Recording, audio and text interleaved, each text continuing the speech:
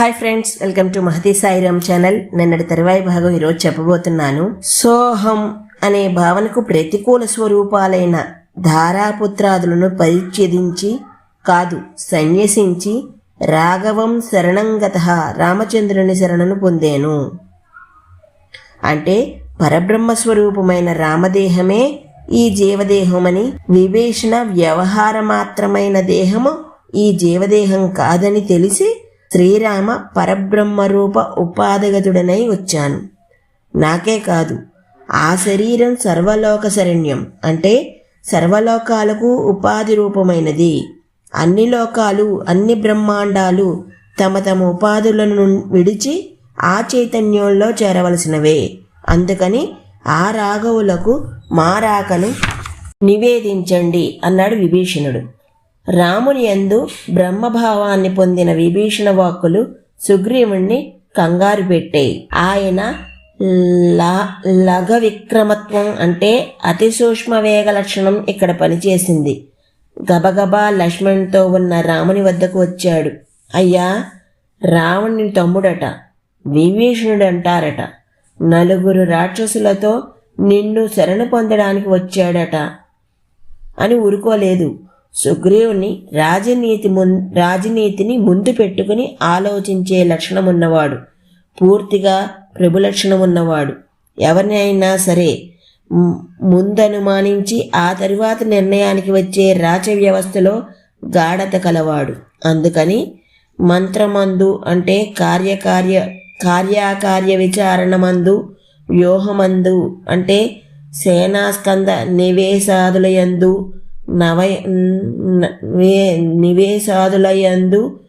నయనమందు అంటే నిశ్చితమైన ఉపాయాలకు తమ విషయంలోనే ప్రయోగ లక్షణం ఉండటం యందు, చారమందు అంటే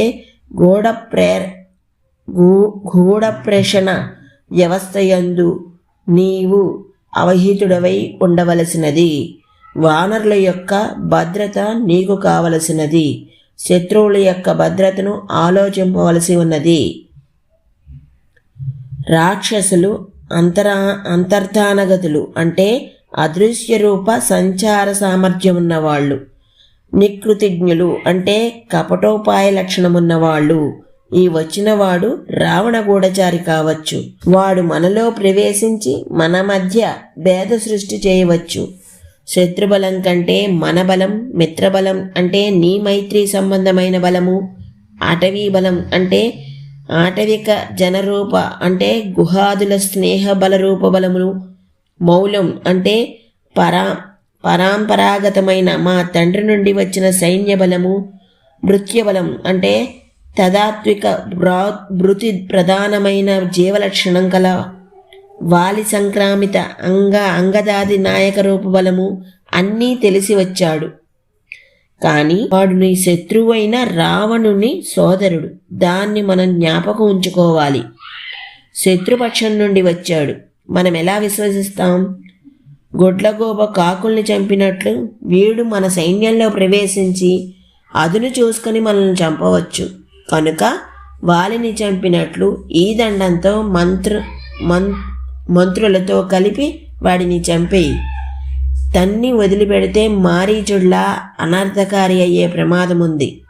ఇది సుగ్రీవు భావం. ఇలా మాట్లాడాడు. వాహినీపతిట సుగ్రీవుడు అంటే రాజు కావచ్చు, సేనాపతి కావచ్చు. ఇప్పుడు సేనాపతిలాగే మాట్లాడాడు. రాముడు అడగకుండానే తన అభిప్రాయాన్నంతా చెప్పాడు. శ్రీరాముడు తతో మౌనం ఉపాగమత్ కాసేపు మౌనముద్రలో ఉండిపోయాడు. ఆ తరువాత సమీపస్థ నువాచదిం హనుమత్మృకానర్హిన్ తన దగ్గరకు వచ్చిన హనుమత మృకులైన ఈ మాట ఎందుకు? బుద్ధి సంపన్నుడైన స్వామి యొక్క ప్రాధాన్యాన్ని చెప్పడం కోసం అటువంటి వానరులను చూసి వాళ్లతో అంటున్నాడు. ఒక స్నేహితుడు మాట్లాడుతుంటే తక్కిన వాళ్ళు నోరు మూసుకుని కూర్చోవలసిన అవసరం లేదు. కార్యసంకట స్థితి యందు సమర్థులైన వారందరూ శ్రేయస్కరములైన సలహాలు నీయవచ్చు. కనుక మీరు చెప్పండి అని రాముడు అడిగితే తక్కిన వాళ్లకు ధైర్యం వస్తుంది. లేకుంటే సుగ్రీవుడు మాట్లాడి ఒక విషయ నిర్ణయం చేశాక మళ్ళీ మేం మాట్లాడటమా అని భయం. రాముడు భయాన్ని పోగొట్టాడు. మీరు చెప్పండి అన్నాడు. అప్పుడు మొదట వానర యువరాజు అంగదుడు మాట్లాడుతున్నాడు. వీడికి ఎంత తెలివితేటలో చూడండి. రాఘవ, ఈ 3 లోకాల్లోనూ నీకు తెలియనిదంటూ ఏ కొంచెమూ లేదు. మా స్వభావం రాజనీతికి సంబంధించినదని తెలిసి కూడా నువ్వు మా యందున్న స్నేహంతో అడుగుతావు. ఇదంతా సుగ్రీవుని దృష్టిలో పెట్టుకుని అంటున్నాడు. నీకు తెలియనిదేదో ఉన్నట్లు మేం వాగడం, అదైనా కేవలం రాజనీతి జ్ఞానంతో మాట్లాడటం.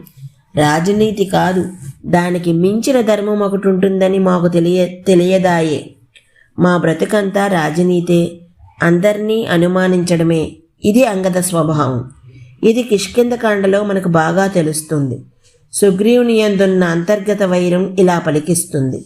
అందుకే సుగ్రీవుడు భయపడ్డాడు. ఏమని? మన సేనలో ప్రవేశించి మాయందు భేదాన్ని కలిగిస్తాడు అని. అంటే అంగదుణ్ణి వానర సేనకు వేరు చేసి తీసుకుని పోవచ్చు. అంగదుణ్ణి వానర రాజును చేస్తానని లాభం చూపెట్టవచ్చు. అప్పుడు వానర సేన 2గా విడిపోనువచ్చు. ఇదంతా రాచ వ్యవస్థలో మాత్రమే జీవిస్తున్న సుగ్రీవుని అంతర్గత విషయం. దీన్ని అంగదుడు ఎరుగుదుడు కనుక వాడలా మాట్లాడాడు. సరే, నీవే పరీక్షాధికారివి కనుక నేనేం చెప్పను. ఒక పని చెయ్యి. తస్మాదైకసక ఈ మంత్రులను ఒక్కొక్కళ్ళనే పిలు. ఎందుకంటే విడివిడిగా అడిగితే స్వతంత్రంగా అభిప్రాయాన్ని చెప్పగల సమర్థులు వీళ్ళందరూ. గుంపుగా అడిగితే సుగ్రీవుణ్ణి చూసి సరిగ్గా చెప్పరు. కనుక రహస్య బ్యాలెట్ను పెట్టమన్నాడు. వీడు తన అభిప్రాయం మాత్రం చెప్పలేదు. అందుకే మతిమానంగదోహోత్ర అంటారు మహర్షి. సరే, రాముడు వానరులందరినీ చూసి మాట్లాడుతున్నాడు. ఇప్పుడు శత్రువు మన దగ్గరకు వచ్చాడు, కానీ వాడు సర్వదా అనుమానింపదగిన వాడే. కనుక వెంటనే వానిపై విశ్వాసాన్ని ప్రకటించాలని ఏమీ లేదు. ఆలోచించే మీ అభిప్రాయాలను చెప్పండి అని అంటే అప్పుడు ఒక్కొక్కరే తమ అభిప్రాయాన్ని చెప్పడం మొదలు పెడుతున్నారు. ఇప్పుడు అంగదుడు తన అభిప్రాయాన్ని చెబుతూ, శత్రువు మన దగ్గరకు వచ్చాడంటే మన సర్వదా శంకింపవలసినదే.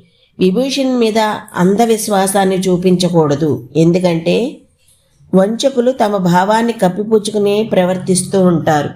మన లోపాన్ని చూసి దెబ్బతీస్తారు. విభీషణుడు సత్పురుషునిగా నటిస్తున్నాడో సత్పురుషుడో తెలియాలి.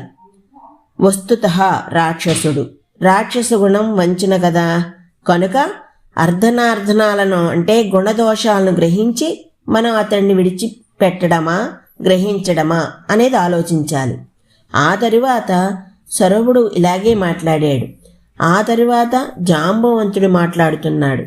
ఇతను శాస్త్రదృష్టితో దోషవర్జితమైన గుణగ్రహణం గురించి మాట్లాడాడు. రాక్షసులు సహజంగా బద్ధవైరులు, పాపాత్ములు. ఇప్పుడు విభీషణుడు నీ యందు బద్ధవైర్యం కల పాపాత్ముడైన రావణుని వద్ద నుండి వచ్చాడు.